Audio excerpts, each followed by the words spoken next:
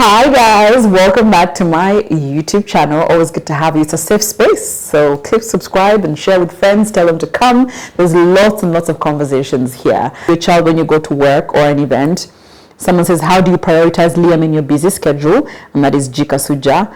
Mercy Namaz is saying, does Liam talk now? Kimberly Divya, when is baby number 2 coming? Julie says she's afraid to resume work after maternity leave, so how would I do it? Daycare or professional nanny at home, Olivia asked. And then in general, Pesh asked, how is motherhood? So the motherhood question, let's get to it. Motherhood is fantastic. It's also challenging. I know a lot of mothers will not like to be honest, but it's hard sometimes. So for me, Liam, first of all, right now is 1 year and about 5 months. And is he talking? Yes. So first of all, guys, I need to check this. When Liam first spoke, either of the parents, so his first would-be word was Baba, because that's what we reference his father as. And so he said Baba first, but for like 3 days. And then after that, it was Mommy. And he would just be emotional and say, Mommy. And I was happy. 1 week later, guess what? Daddy, dada, daddy, dada. Like, and even me, I am called daddy. As in, he will look straight at me and say, daddy. I'm like, this child, what?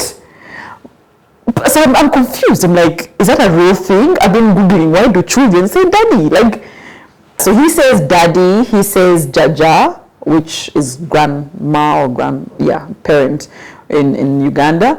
And he says dati. I don't know, you're like, why is your child saying dirty? It's because every time he tries, because he's at that phase where he's touching everything, picking up everything, yeah. And so we used to tell him it's dirty so that he doesn't like put it in his mouth. So now he's understood it. So when we give him anything of a certain brown or, creamish color, he says dirty. So he's understood that.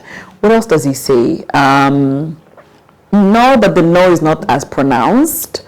Yes, actually now it says yeah. So if you're in the other room and you say Liam, you say yeah. So he does that. Or if he wants you to come, like he won't say come, he'll say yeah, to sort of reference itao come. So yeah, he's got words, and maybe we understand him because we spend a lot of time with him. But he's everything we say, he sort of measures off it and says that or reacts off it. So motherhood, it's getting easier now that I spend a lot of time with him. We do our rituals, breakfast together, our dinner, our bedtime, all of that stuff together. So I can see it's getting a lot easier. We did our mom-son date, our first one in the start of September. That also is going well. I've scheduled it for once a month, a date just for him and I. And so the bond is changing. I can see it change a lot more. I used to have an extremely busy schedule, and so that really sort of broke our relationship. But now the more time I spend with him, the more I see the bond is getting better and better. Where do I leave him? At home. I'm like, what? So I don't have a nanny, but I have support from my mom. And so me and his dad are like the caretakers. So we'll do night duty, we'll do feeding and everything with the support of my mom. So yeah, we don't have a nanny. But I did want daycare. But as you know, because of the pandemic, schools are closed, including, obviously, daycare. So when that opens up next year, he'll have a chance and an opportunity to go there and experience that as well and see other children, because he needs that, okay? Maternity leave. I went back to work 2 months and a half into my postpartum days.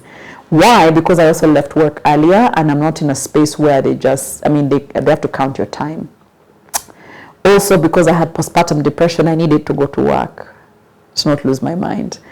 But it got tougher because I was a breastfeeding mom, and you still feel that bond with the child, and then it's a bit hard. You sort of get to work and cry because you miss your child. It was hard. It was quite hard. But then I work less hours than a typical 9 to 5 person. I work 5 hours a day, and I leave late. So I had enough time with the child. Like, those are the times you wish you were just staying home for maybe a year to give your child time. So it's not easy, my dear, but I had enough support at home. Maybe that is also a good start. I had enough support at work as well. Like if I needed time, they gave me time. So I got flexi hours because of motherhood. So it depends on the workplace and the home support. Those for me were such a key thing. Von Esther asked, approaching 30, not dating, I'm kind of worried, I want to get married, what can I do? I think there's information out there, but I think also I don't know if when we're young girls, there's just something that blocks us listening. We've said it many, many, many times. When you're not married, rather than put on your running shoes and run towards marriage, run towards yourself. Because if you're if you're not whole, if you're not secure, if you don't have that confidence, if you're not happy, it's going to be very, very, very hard for you in marriage. So if you are single, let's say you're not dating, focus on yourself. And that's not to say you're not out there looking for someone to date, but don't say that this is the only thing, because now when you get it, then what? Do you then have to look for another thing to run to? Do you see what I mean?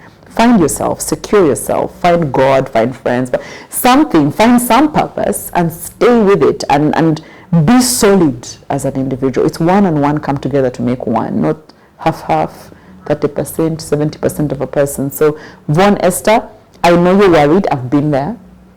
Me, I had set 25, I told myself by 25 I had to be married. I got married at 30, so that's, yeah, do you see what the difference is? But I got married at a point where I was like, I could even take an extra year because I had found a bit of myself. I say a bit because it took time. So, Von Esther, all the best.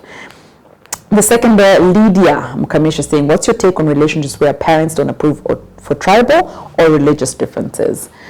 So, here in Uganda, I think they're both very common.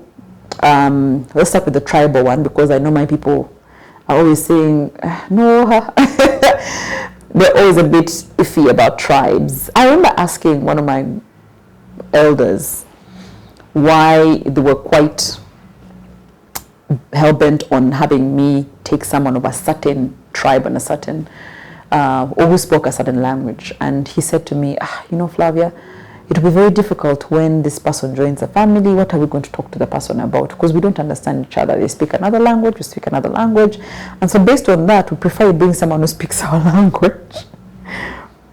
You know, a relationship is much more than a language, right? So imagine picking a partner based on the fact that, oh, my grandfather and him can talk. Then you get in marriage and realize your grandfather is not sitting with you in the marriage. It's just the two of you. And you picked this human being based on the tribe. You know, so I think the two of you need to decide. It would be very important that your family, or you get the family's blessings. But I've noticed because I've been in situations where I've counseled people with such situations. And I always tell them, if the two of you are shaky, the chances are your parents will sniff it. Because it's like, I don't know, but you know, he's a Muslim and I'm a this, I don't know. They can tell you're not so sure about this thing. They can tell you're seeking counsel because you're not so sure about it.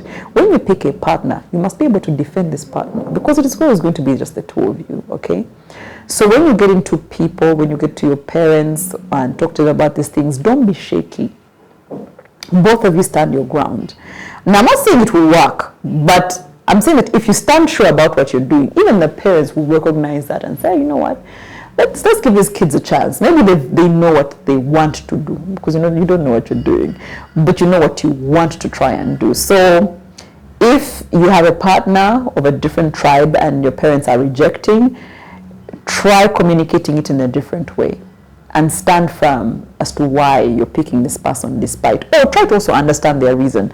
Like if it's the reason they gave me, that you want to be able to have conversations, nonsense. Tell them, friends, we have Google Translator. But yeah, okay, for me, we're the same, really, there's no difference. Our parents, everybody can communicate in one language, but that wasn't the reason why I picked my partner. Do you understand what I mean? So you need a lot more than tribe. Religion, on the other hand, that's important. Because of the children now, you know, it's a case of, do they go to church? Do they not go to church? If they go to church, is it daddy's church, mommy's church? You don't want those problems. So agree on that very quickly. Submit, whoever submits, very quickly. Because even me, I believe religious differences are quite heavy, especially on the children. Because then what are you imparting in the children? So remove the parents, even the two of you should decide about religious differences very quickly. How did you handle pressure for marriage from family? So I don't think I actually had pressure from my family. I had pressure from myself. My family, for example, let's start with my mom. My mom was like, oh no, when you're ready, do it. And do it for the right reasons. Don't do it because I asked you to get married. Please find your partner for your own reasons, so that when things, when there are storms in that marriage, you're not saying, my mother sent me here. So that one, I was sorted. My father's people used to always say, but okay, I hope you're looking around, but take your time, but I hope you're looking around. So I don't think my family was so much on it. Actually, I feel like my family was shocked I got married. They're like, you are dating? Wow, how? So we're all different. So for me, I didn't have pressure from the family. I had pressure from me. Type A people, we are here. We set goals and want to achieve. I was the problem. So I can't relate, my dear. But try and find the best friend in the family, the auntie, the uncle, the mommy, who will be able to defend you and say, this one is, you wait. Guys, so here's the thing. I want to take a break. I want to go away. And I want to smell the roses. I guess that's the right thing to say. I am not tired per se, but that's not why I'm taking a break. I'm taking a break to reset my content, reset my life, and just replan. Okay? So I'm working on collaborations and partnerships and working on different content for you guys. I know when I asked what kind of content you want to see on YouTube, these are the things that popped up. Okay, some of you wanted to hear about motherhood, skincare routine. Someone said, banang a bit of fashion.